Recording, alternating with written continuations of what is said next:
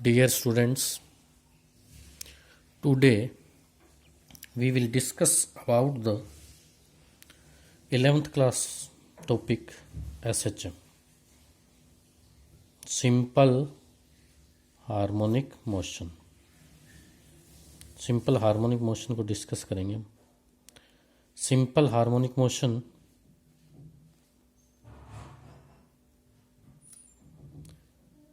इसको हम यह भी कह सकते हैं कि एक स्ट्रेट लाइन मोशन है.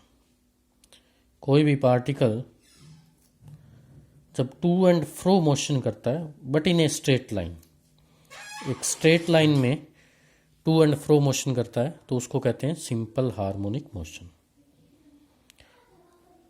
एज्यूम कर लेते हैं कि हमारा कोई particle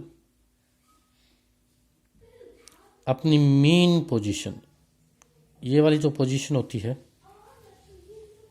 x is equal to 0, इसको कहते हैं मीन पोजीशन. इस मीन पोजीशन से टू एंड फ्रो मोशन करता है बिटवीन दीज टू पोजीशंस. ये दोनों पोजीशन जो है इनके बीच टू एंड फ्रो मोशन कर रहा है, आगे पीछे मूव कर रहा है. इन पोजीशन को बोलते हैं हम एक्सट्रीम पोजीशन,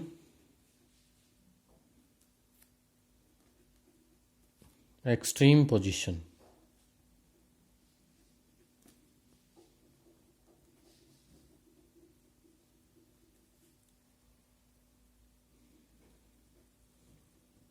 एक्सट्रीम पोजीशन. हमारा ये पार्टिकल है, ये मीन पोजीशन है. पार्टिकल इस मीन पोजीशन से इधर मूव करेगा, वापस इधर आएगा, इधर की तरफ जाएगा, फिर इधर आएगा. इसको कहते हैं वन साइकिल, कि एक साइकिल, वन ऑसिलेशन कंप्लीट हो गया. एसएचएम जो है वो सिंपल हार्मोनिक मोशन है, वेव मोशन नहीं है. याद रखिएगा, not a wave motion. Wave motion नहीं है ये, क्योंकि आपको ऐसा लगे कि ऐसे करके और एक वेव चल रही है, ऐसे ऐसे ऐसे वेव मूव हो रही है, तो वेव मोशन नहीं है. एसएचएम में जो पार्टिकल पे जो फोर्स है, फोर्स ऑन पार्टिकल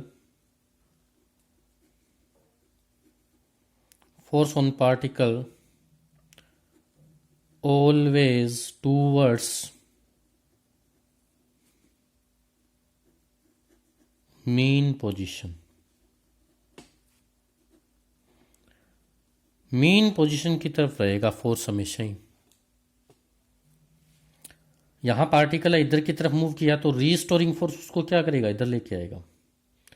पार्टिकल इधर की तरफ गया है तो भी रीस्टोरिंग फोर्स उसको इधर लाएगा.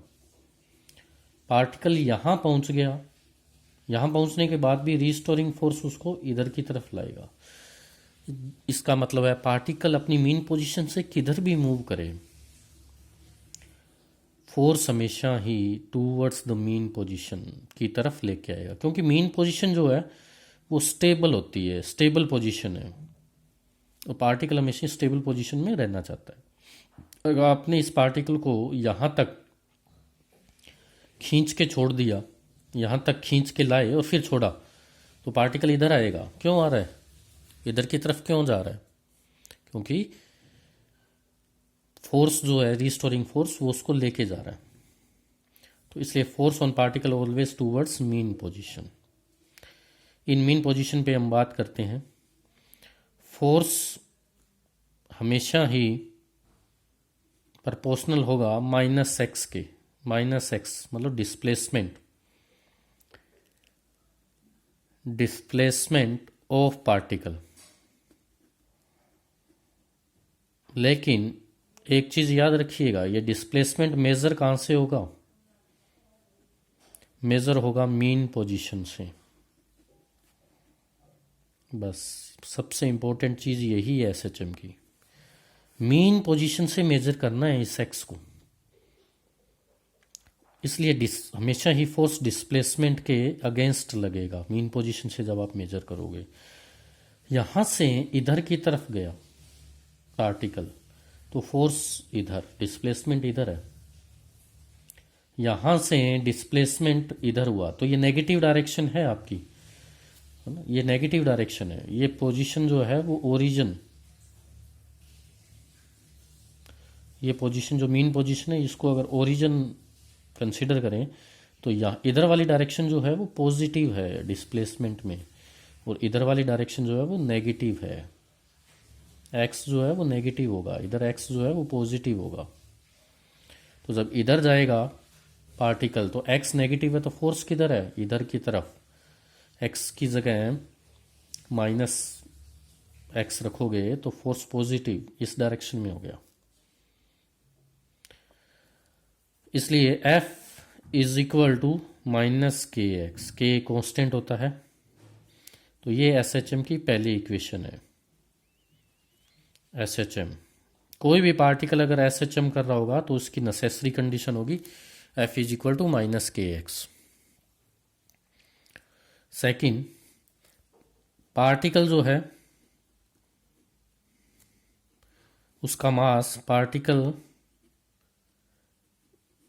Having mass m mass consider कर लेते हैं, पार्टिकल हैविंग मास m, तो उसमें जो एस्केलरेशन होगा वो कितना प्रोड्यूस होगा, F बाई एम से। F फोर्स लग रहा था, m मास है, तो कितना प्रोड्यूस हुआ, F की जगह माइनस के एक्स और m उसका मास। तो A is equal to minus k upon x, k by m into x. A is equal to minus omega square x.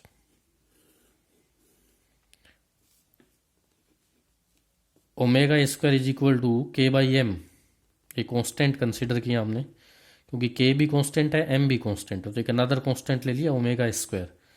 तो ओमेगा इज इक्वल टू आ गया root के by m. ये याद रखिएगा, omega is equal to k by M.